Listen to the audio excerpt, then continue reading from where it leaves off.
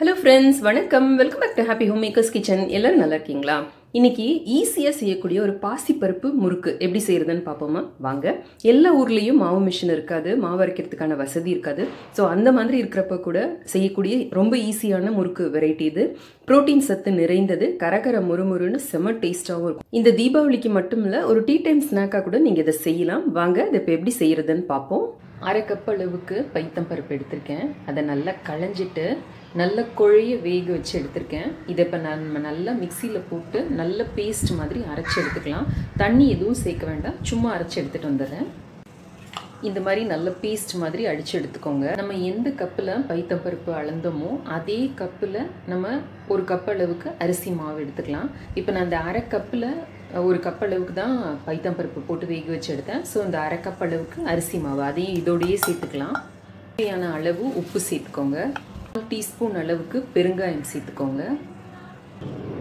1 teaspoon அளவுக்கு வெண்ணெய் சேர்த்துக்கோங்க. இப்போ இதை மிக்சியில் போட்டு ஒரு அடி அடித்து எடுத்துகிட்டு வந்துடலாம். இப்போ நல்லா கலந்தாச்சு. நான் யூஸ்வலாக என்ன பண்ணுவேன் அப்படின்னா, இந்த மிக்சிலேயே அப்படியே பிசைஞ்சிட்டு இதை அப்படியே இந்த முறுக்கு குழலுக்கு ட்ரான்ஸ்ஃபர் பண்ணி இது பண்ணிவிடுவேன். இன்னொரு பாத்திரம் கூட எடுக்க மாட்டேன். ஸோ ஈஸியாக வேலை முடிஞ்சிடும் அப்படிங்கிறதுனால இந்த அளவு போட்டோம்னா நமக்கு கரெக்டாக அந்த மாவு கன்சிஸ்டன்சி கரெக்டாக இருக்கும். ஸோ இதை இப்போ நல்லா இப்போ பிசைஞ்சிக்கலாம். பிளேடு மாத்திரம் கை பார்த்துக்கோங்க, கை பட்டுடாமல். உங்களுக்கு இதுலேயே பிசைய கஷ்டமாக இருக்குது அப்படின்னு தோணுச்சுன்னா நீங்கள் இன்னொரு பாத்திரத்தில் கூட இதை எடுத்து போட்டு பிசைஞ்சிக்கலாம். உங்களுக்கு வேணும்னா நீங்கள் இதில் சீரகம், எள்ளு அந்த மாதிரி ஏதாவது வேணும்னா கூட சேர்த்துக்கலாம். இல்லை மிளகாத்தூள், இல்லை உங்களுக்கு மிளகாயோட டேஸ்ட் பிடிக்கும் அப்படின்னா அரைக்கிறப்பவே கூட ஒரு சின்ன பீஸ் பச்சை மிளகாய் சேர்த்து கூட நம்ம அரைச்சிக்கலாம். பட் அந்த விதைகள் இல்லாமல் பார்த்துக்கோங்க. விதை இருந்ததுன்னா அந்த தொலையை அடைக்கும். ஒரு நட்சத்திரம் அச்சை எடுத்து முறுக்கத்தில் போட்டுக்கோங்க. கொஞ்சம் எண்ணெய் விட்டு இந்த ஊரங்களை தடவிக்கோங்க.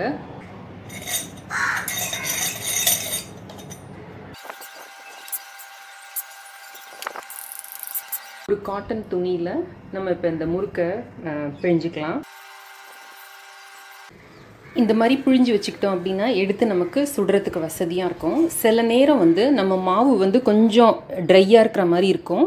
ஏன்னா நம்மளோட அரிசி மாவு பழைய அரிசி மாவாக இருந்தது அப்படின்னா இது வரிசையாக அப்படி வராமல் பிஞ்சு போகும் நடுவில். அந்த மாதிரி இருந்ததுன்னா 1 இல்லை 2 ட்ராப் தண்ணி விட்டு நல்லா பிசைஞ்சிக்கிட்டிங்கன்னா உங்களுக்கு நல்லா வர ஆரம்பிச்சிடும். இந்த மாதிரி வேண்டிய அளவுக்கு சுற்றிக்கலாம். சுற்றிட்டு இதை ஒரு தோசை திருப்பியில் இந்த மாதிரி எடுத்து எண்ணெயில் போட்டு பொரிச்சு எடுக்கலாம்.